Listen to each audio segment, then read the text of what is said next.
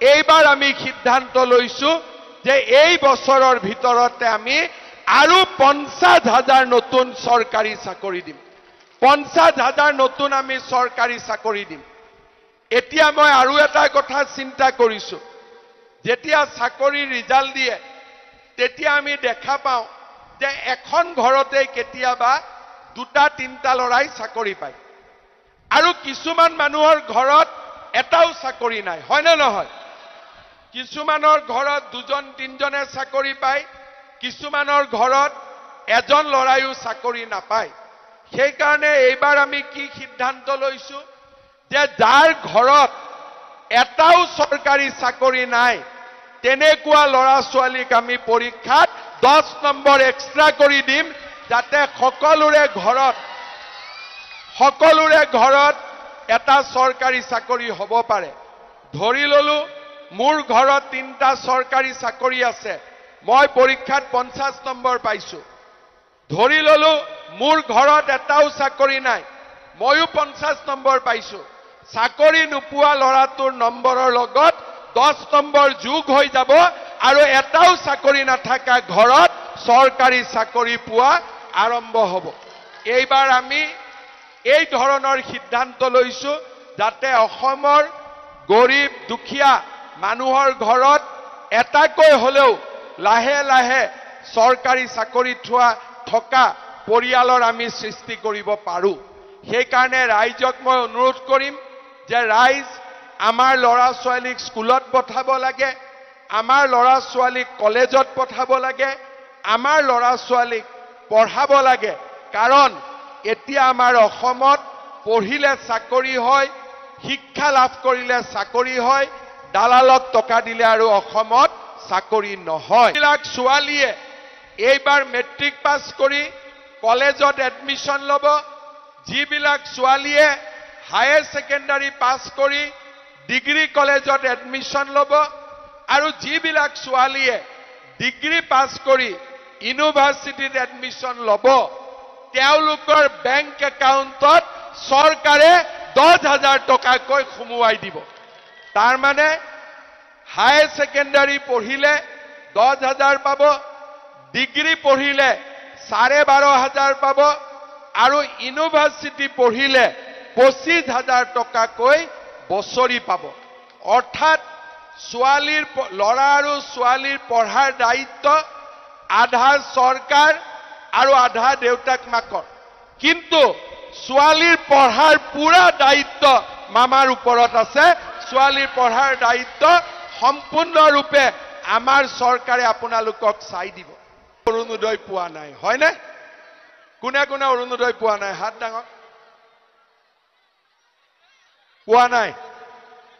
পোৱা নাই আপোনালোকেও পোৱা নাই ঠিক আছে অলপ নোপোৱা বিলাকৰ মনটো বেয়া লাগে নহয় যেতিয়া পোৱা বিলাকে টকাটো পায় বেয়া লাগে না ঠিক আছে কোনে কোনে পাই আছে অৰুণোদয় ঠিক আছে কোনবাই পাই আছে কোনবাই পোৱা নাই ঠিক আছে আপোনালোকৰ ৰেশন কাৰ্ড সবৰে আছে নে নাই কাৰ ৰেশন কাৰ্ড আছে হাত ডাঙক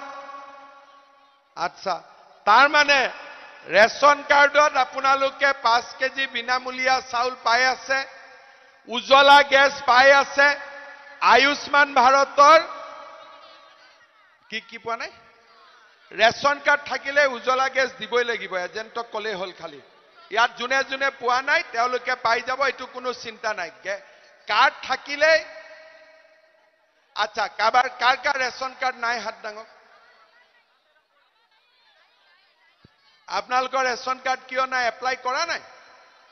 কিয় সবেটো খোলা ৰেশন কাৰ্ড দি আছে আপোনালোকে কিয় এপ্লাই কৰা নাই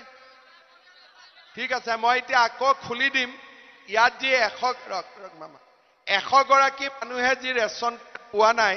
তেওঁলোকে আবেদন কৰি লব কাৰণ এতিয়া ৰেশন কাৰ্ডখন লাগিবই ঠিক আছে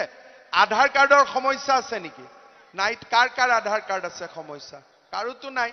গটিকে আপোনালোকে ৰেশন কাৰ্ড কেখন আবেদন কৰা নাছিলে এতিয়া আপোনালোকে আবেদন কৰি লব কাৰণ আমাৰ মানুহে সন্মুখত থকা মানুহে কথা কব নাপায় খুৰী সন্মুখত থকা মানুহে কথা ক'লে পিছৰ মানুহবিলাকৰ খং উঠি থাকে সিহঁতি এনেই দেখা পোৱা নাই থিয় হৈ থাকি আছে হয়নে নহয় গতিকে যিসকলে ৰেচন কাৰ্ড আবেদন কৰা নাছিলে তেওঁলোকে ৰেচন কাৰ্ড কেইখন আবেদন কৰি ল'ব এতিয়া চৰকাৰে দিয়া সুবিধাবিলাকৰ কাৰণে ৰেচন কাৰ্ডখন অতিকে প্ৰয়োজনীয় এতিয়া মই আকৌ এবাৰ খুদিছো কাৰ কাৰ ঘৰত ৰেচন কাৰ্ড আছে হাত ডাঙক সবৰে আছে ৯৯% মানুহৰ ঘৰত ৰেচন কাৰ্ড আছে এতিয়া মই যেটো কথা ক'ব খুজিছিলো যে ৰেচন কাৰ্ড থকা কিছুমান মানুহে অৰুণোদয় পাই আছে কিছুমান মানুহে অৰুণোদয় পোৱা নাই হয়নে নহয় এইবাৰ ইলেকশ্যনৰ পিছতেই যিমান পৰিয়ালৰ ঘৰত ৰেচন কাৰ্ড আছে সকলোৱে এটাকৈ অৰুণোদয় পাই যাব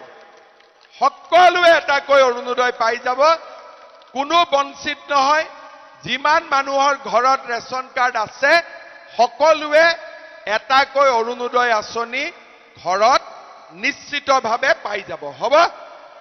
হৈ গল লাখপতি বাইদেউৰ ফৰ্ম কোনে কোনে ফিল আপ কৰিছে কোনে কোনে কোনে কোনে বাপৰে সবেই কৰিছে সবেই হে ভগৱান সবেই কৰি দিলে ঠিক আছে যিসকলে লাখপতি বাইদেউৰ ফৰ্ম ফিল আপ কৰিলে ইলেকশ্যনৰ পিছতে মই ডেট এটা দি দিম সেই দিনটোত আপোনালোকৰ বেংক একাউণ্টত টুপুং কৰি ১০,০০০ টকা সোমাই যাব হ'ব এতিয়া মোক কওক ১০,০০০ টকাটো পোৱাৰ পিছত গিৰিয়েকক কোনে কোনে দি দিব টকাটো কোনে কোনে দি দিব নিদিয়ে আর নিদিলে যদি গিৰিয়েক বিলাকে বিজেপিক ভোট নিদিয়ে দিব নে নাই যদি এজিপিক ভোট নিদিয়ে দিব ঘৰত কথা হৈছে বিজেপিক দিব আচ্ছা তথাপিতো মই এটা বুদ্ধি শিকাই দিও ইলেকশ্যনৰ পিছত আপোনালোকক মই দিন এটা দি দিম যে অমুক তাৰিখে লাখপতি বাইদেউৰ একাউণ্টত টকাটো সোমাব যেতিয়া গম পাব সেইকিদিন আৰু ঘৰত গিৰিয়েকৰ লগত কাজিয়া তেজিয়া নকৰিব আপোনালোকে হ'ব আৰু গিৰিয়েক বিলাকক সেইকিদিন খুব গৰম ভাত খুৱাব ঠাণ্ডা ভাত নোখুৱাব হ'ব তেতিয়া গিৰিয়েক বিলাকে পইচাটো নুখুজে কিন্তু মই আপোনালোকক এটা বুজাই দিও এই আঁচনিটো কি এই যে ১০,০০০ টকা আমি পালো ১০ গৰাকী মহিলা লগ লাগি এটা সঞ্চয়ও হ'ব পাৰে ১ লাখ হৈ যাব বা আমাৰ স্বামীৰ সৰু দোকান এখন আছে তাতেও ১০,০০০ টকাটো মই লগাব পাৰো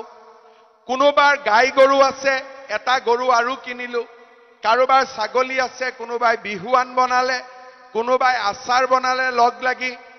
কোনোবাই পিঠা পনা বনালে এই ১০,০০০ টকা যিসকলে খুব ভাল কৰি ব্যৱহাৰ কৰিব তেওঁলোকক চৰকাৰে পিছত আকৌ ২৫,০০০ টকা আপোনালোকৰ বেংক একাউণ্টত জমা দি দিব প্ৰথমতে ১০ পিছত ২৫ এতিয়া ১০,০০০ টকা পাই ঘৰত যদি ৫০ডাল চেগুন গছো লগাও আমাৰ হৈ যাব বোলে ৫০ডাল অগৰ গছ লগালো হৈ যাব বোলে ৫০ডাল বগা চন্দন লগালো সেইটোও হৈ যাব মুঠতে এই ১০,০০০ টকা যিসকল লোকে ভাল কৰি ব্যৱহাৰ কৰিব তেওঁলোকক চৰকাৰে পিছত আকৌ ২৫,০০০ টকা তেওঁলোকৰ বেংক একাউণ্টত জমা দিব বুজি পালেনে লাখপতি বাইদেউৰ আঁচনিখন বুজি পালেনে নাই কিন্তু যিসকলে ১০,০০০ টকাটো পাই একো নকৰিব তেওঁলোকে কিন্তু পিছত ২৫টো নাপাব প্ৰথম ১০টো পাব কিন্তু পিছৰ ২৫,০০০টো তেওঁলোকে নাপাব সেইকাৰণে মই জুন মিটিঙতে গৈছো ইলেকশ্যন হলে মানুহ লগ পোৱা যায় মিটিঙত মানুহ আহে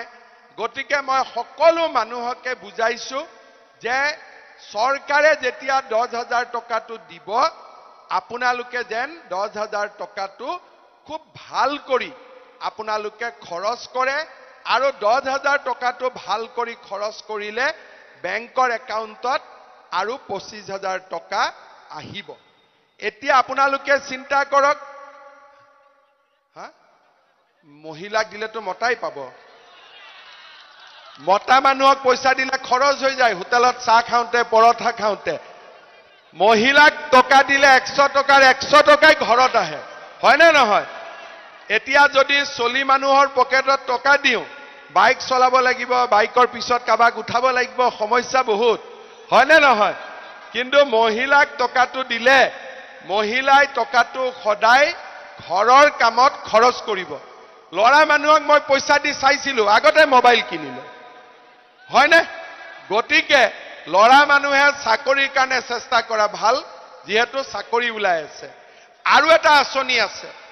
সেইটো হল আত্মনিৰ্ভৰ অসম আঁচনি লৰা মানুহৰ কাৰণে লৰা আৰু ডেকা ছোৱালীৰ কাৰণে তাতে কি হ'ব আমি এপ্লিকেশন কৰিছে 2 লাখ লৰা ছোৱালীয়ে আমি লৰা ছোৱালীক 2 লাখ টকাকৈ দিম যোনে চাকৰি বাকৰি নাপায় তেওঁলোকে 1 লাখ টকা পিছত ঘূৰাই দিব লাগিব